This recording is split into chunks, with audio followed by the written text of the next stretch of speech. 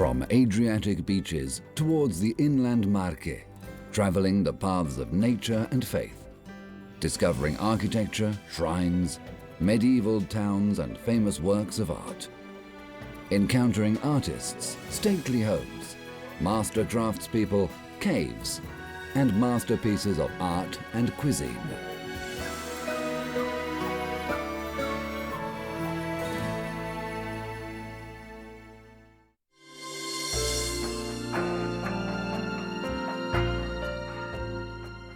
Monte Conero, latitude 43 degrees 32 minutes north, longitude 13 degrees 37 minutes east.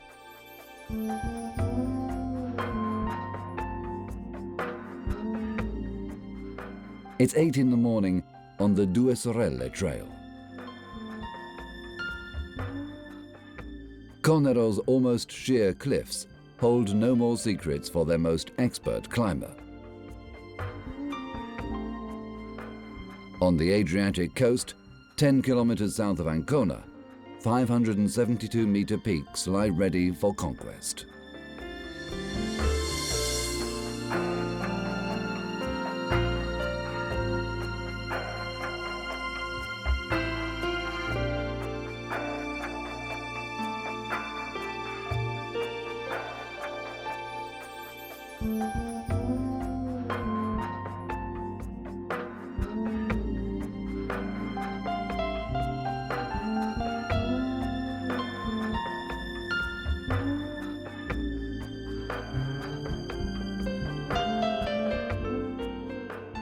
Francesco Burattini's first glimpse of Conero meant love at first sight.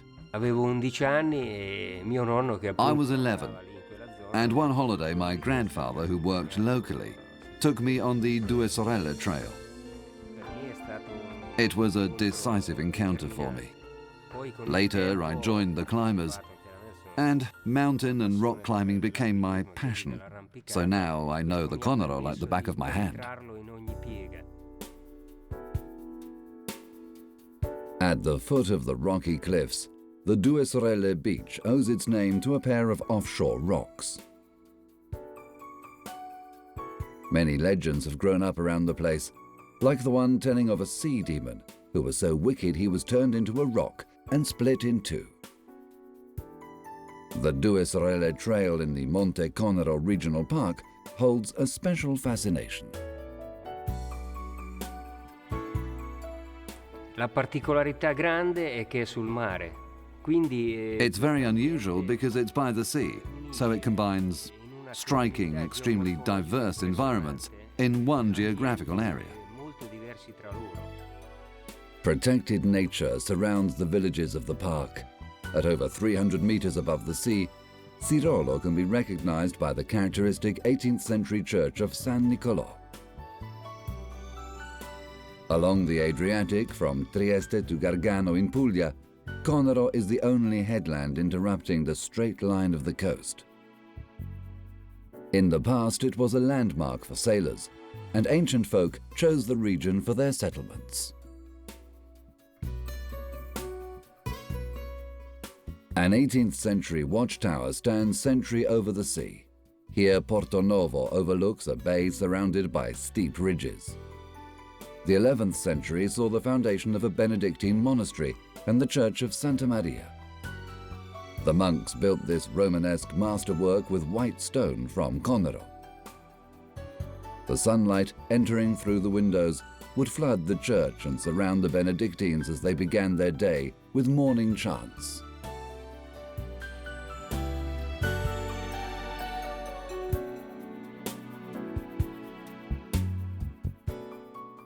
The church's structure is unique in Italy, a meeting of Eastern and Western architectural styles.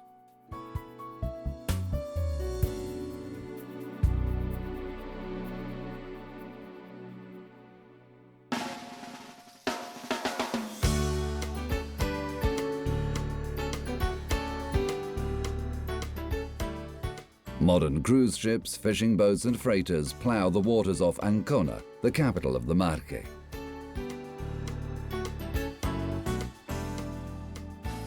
The region's most populous city stretches for 50 kilometers along the coast, protected by rocky spurs that form a naturally sheltered harbor.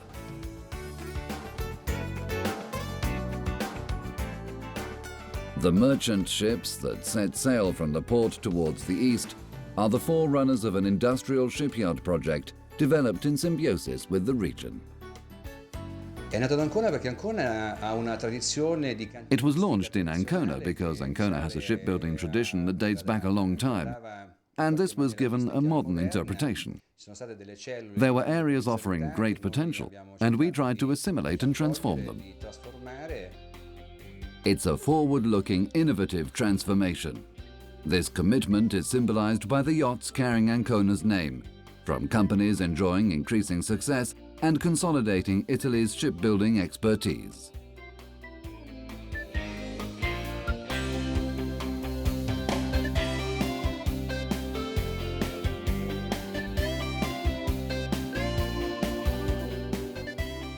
ESA grew from the desire to carry out a project inspired by a fantastic region and city full of outstanding talent, to bring it all together and become the best at motor yacht construction. The idea that has driven us throughout these exhausting years is to make the most beautiful boats in the world in the most beautiful yards in a region that we think is blessed with extraordinary resources of skilled people who'll be stimulated and grow, unleashing their potential.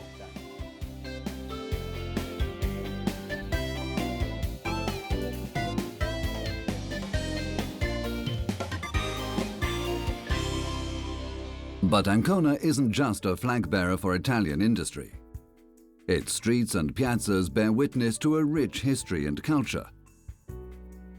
From Trajan's Arch to a system of caves and underground waters that fill large cisterns and gush out of the 16th century fountain of the Tredici Cannelle.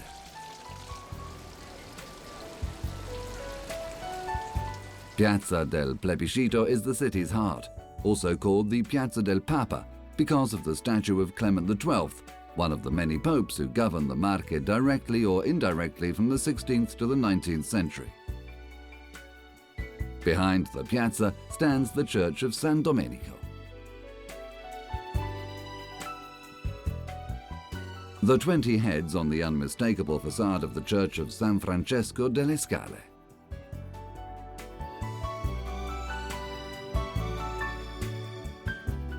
But the city's greatest monument is the cathedral, rising from the summit of a hill, once the Acropolis of the Greek founders.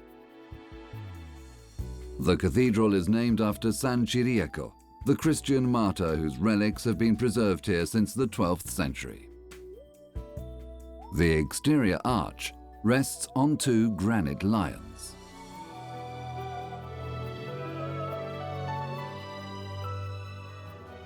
The interiors retain the appearance of the primitive aesthetic, though elements of different styles have been added over the centuries.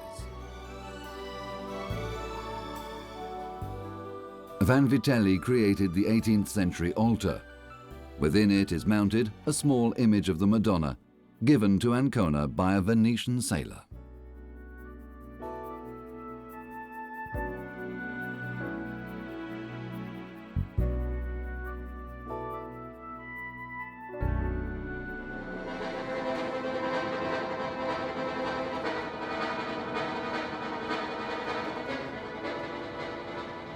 Behind the Conero headland to the south lies Castelfidardo, homeland of the accordion.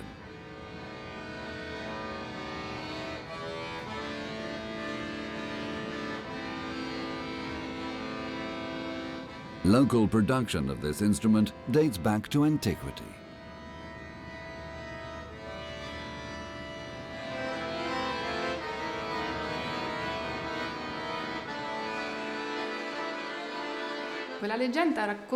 Legend tells of an Austrian pilgrim on his way to see the Madonna of Loreto. He carried with him a little accordion. He stopped for a few days with Paolo Soprani, a farmer in Castelfidardo, and during his stay, he showed his accordion to his hosts. Paolo Soprani, a renowned Stornelli-style singer, was fascinated by the instrument, and the legend grew from there. E da lì il miracolo. Since the 18th century, the craftsmen of Castelfidardo have ridden the wave of a success based on an unusual skill. Each accordion consists of over 1,000 parts, including paper, wood and vibrating reeds, which demand great dexterity and precision. Some instruments were created for great musicians. In un anno riusciamo a produrre 1.500 pezzi. We can make 1,500 of them in a year. We make high-quality instruments, but we only produce 2 of these top-class ones a year. And then we make about 20 other concert instruments a year. Until 1294, the name of nearby Loreto didn't even exist. The hill was uninhabited, home only to a laurel wood.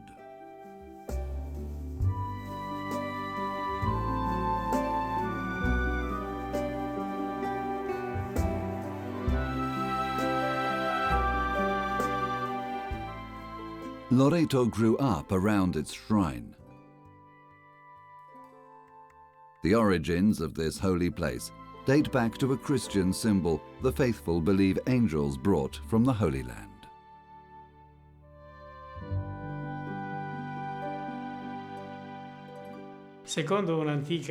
According to ancient tradition, Loreto is the home of the ancient walled house of Mary of Nazareth, the house that would have stood in front of the grotto in Nazareth.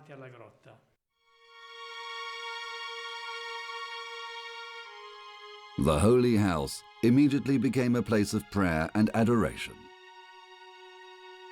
In time, the simple house was enclosed by architecture created by master artists. The floor has been worn down by pilgrims who have knelt here in prayer for 7 centuries. Thousands of believers come every year from all over the world. So it's a shrine that goes back to the roots of our faith. And that's why it's been described as a sort of biblical shrine, a piece of the Holy Land brought to the west, planted on these hills. The shrine's religious importance is equalled by its artistic worth. The pilgrims themselves contributed to its creation with their offerings. The frescoes adorning some chapels in the apse are Art Nouveau and Neo-Renaissance in style, the result of an early 20th century restoration. The frescoes on the octagonal sacristy are the most precious. The picture of St. Mark is one of the most famous works of Melozzo da Forlì.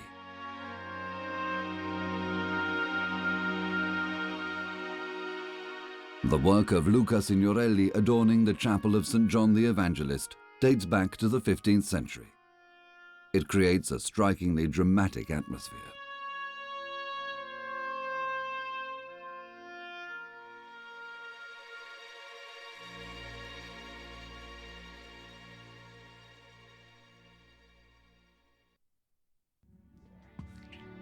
The historic centre surrounding the shrine still retains its 16th century appearance. Over the following centuries, Loreto continued to grow, but the new buildings were erected outside the walls, leaving the aura of older times intact, providing a picturesque welcome for pilgrims.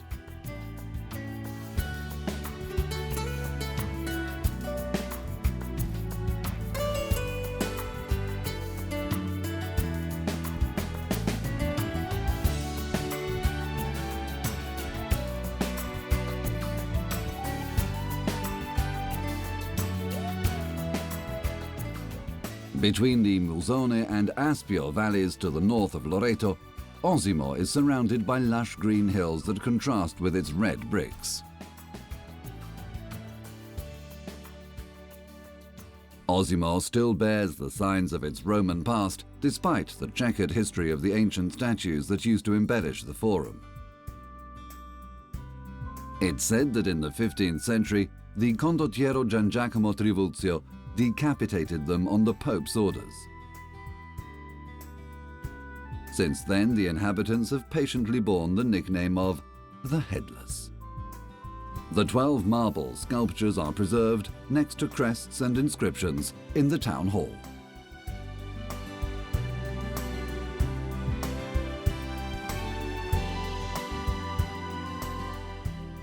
Osimo is a town best explored on foot, without haste, strolling along the streets of the historic centre between the looming medieval walls.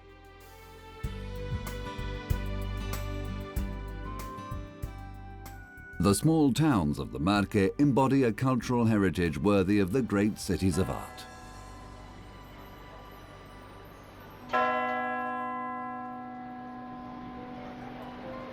Osimo's cathedral rises from the highest point of the town, the location in ancient times of a pagan temple. It is dedicated to the first bishop, San Leopardo. According to tradition, Leopardo founded the first church in the 5th century, but construction of the current building only began in 1100. Beneath the presbytery lies the church's haunting crypt, the setting for the tombs of saints decorated with bas-reliefs, including the resting place of the founding bishop.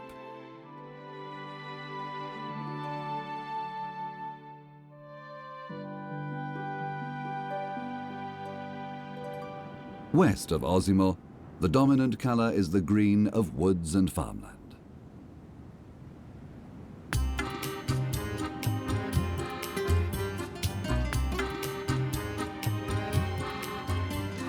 The Castelli di Jesi area stretches from the high valley of Vesino. The hills are covered by verdicchio vines. The evidence shows that this indigenous variety has existed since ancient times. It's said that the Visigoth king Alaric stocked up with verdicchio on the road to improve the health and vigour of his soldiers. The Verdicchio of Castelli di Jesi is the Marche's most famous wine. It's been enjoying renewed success following a project combining tradition and innovation. The Consorzio di Tutela del Verdicchio, the Verdicchio Council, together with the University of Milan, has promoted cloning research to recover the typical vines of our hillsides that would otherwise have been lost.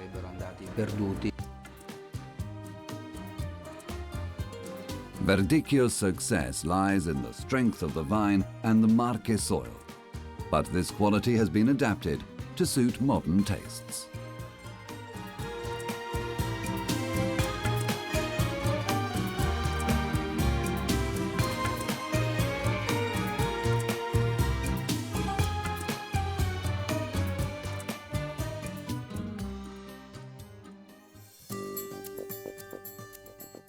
In 1798, the curtain rose for the first time at the Teatro della Concordia di Jesi. That evening, the theatre echoed to the voice of soprano Anna Guidarini, the mother of Gioacchino Rossini. But these were difficult times. Napoleon's troops had arrived a year before, and the empty boxes reflected the aristocracy's fear of revolutionary protests. Now the theatre bears the name of a famous composer from Jesi, Giambattista Pergolesi.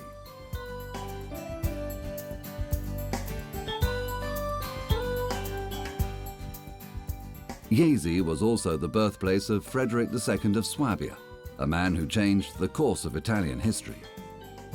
In 1194, while the imperial family was travelling to the Kingdom of Sicily, Frederick was born in Jesi's main square, its people witnesses to the arrival of the future emperor. Frederick II encouraged Jesi's expansion. Its streets and buildings recall its 15th century political and cultural prestige.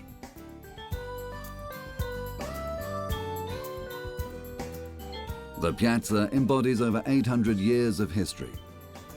So many eras blending with the present, from the 13th century cathedral to the Porta del Giubileo, built in 2000.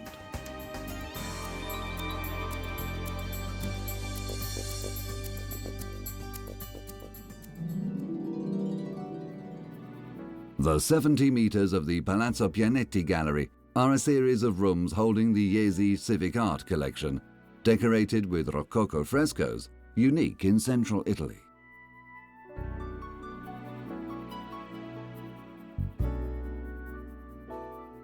The gallery displays the works of Lorenzo Lotto. The great Venetian painter spent many years in the Marche, bringing direct personal echoes of the great artistic centers of his time.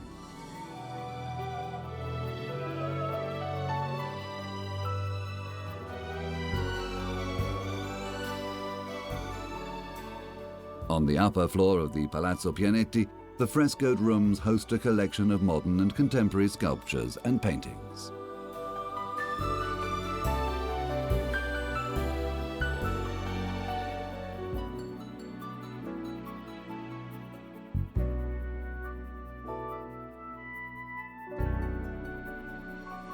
Our journey continues westwards from Jesi, following the Esino and its tributaries upstream.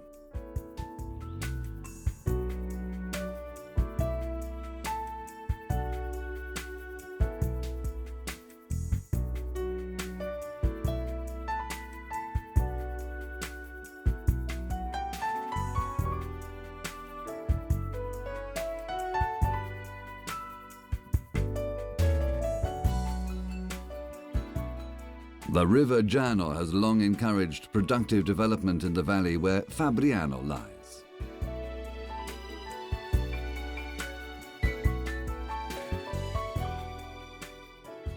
Churches and monasteries stand alongside administrative buildings on the main square, but Fabriano owes its real fame to a craft speciality showcased in the former monastery of San Domenico.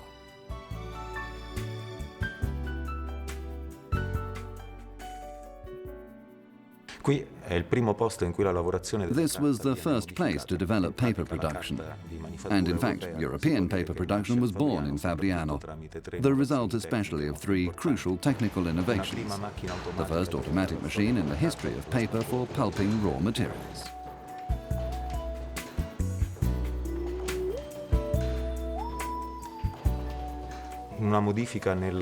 A development in paper sizing that made it impermeable, and so ideal for writing in any context.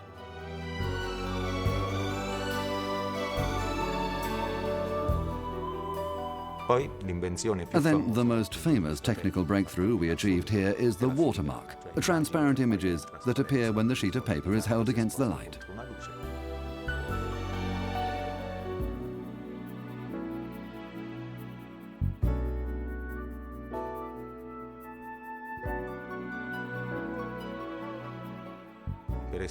For example, a painter who wants one of his watercolors still to be seen in the year 2600, maybe displayed in a gallery, uses this paper because it offers a durability that modern industrial paper can never guarantee.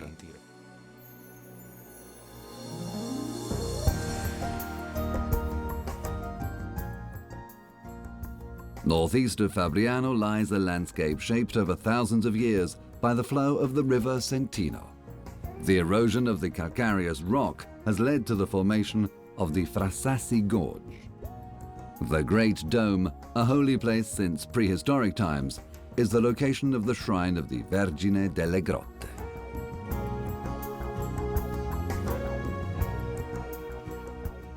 In the glade at the mouth of the Frasassi Gorge, the church of San Vittore alle Chiuse was a large medieval Benedictine settlement. Its beauty, surrounded by untouched nature, is a true symbol of the Marche, a region of infinite stories and places to discover and enjoy.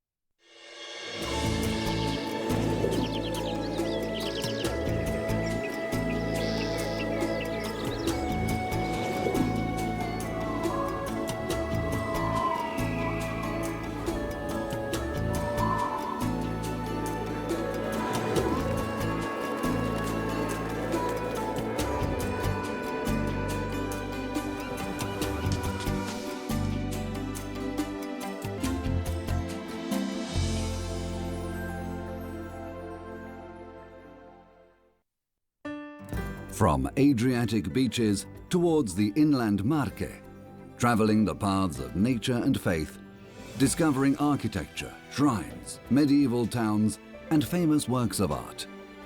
Encountering artists, stately homes, master craftspeople, caves, and masterpieces of art and cuisine.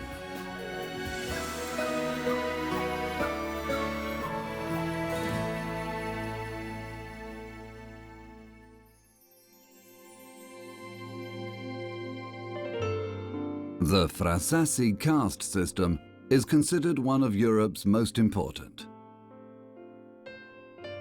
A group of local potholers discovered the two major caves in 1971.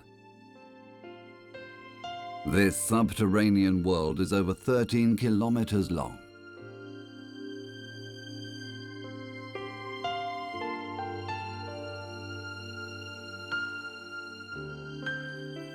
Deep within the rock, the visitors' routes cross deep gorges and narrow passages. The stalagmites and stalactites have taken 400,000 years to form.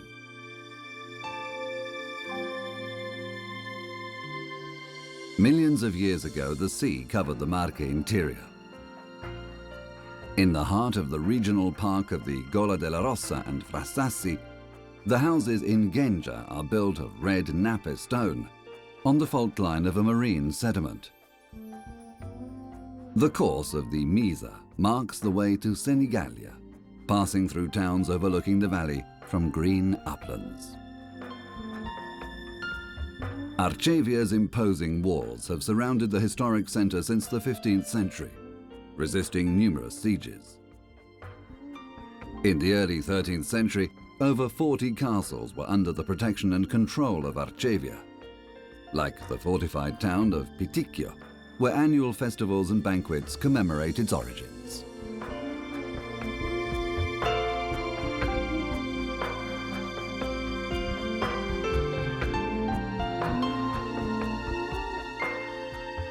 Continuing towards the coast, another town displays the evidence of its history.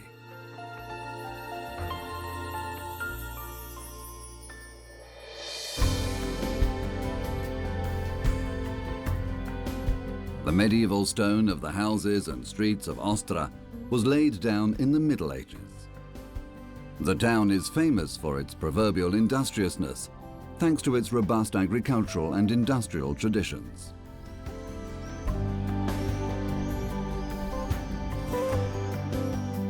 The Gothic style shapes of the dome and bell tower of Santa Maria di Piazza reach up to the skies. The church's imposing height in a town of fewer than 4,000 people is clear proof of Ostra Vetere's historic importance.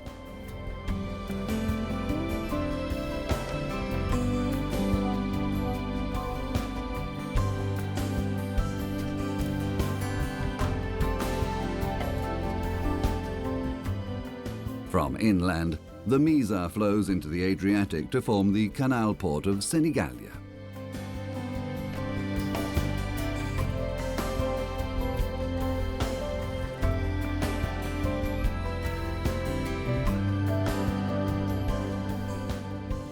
The city's name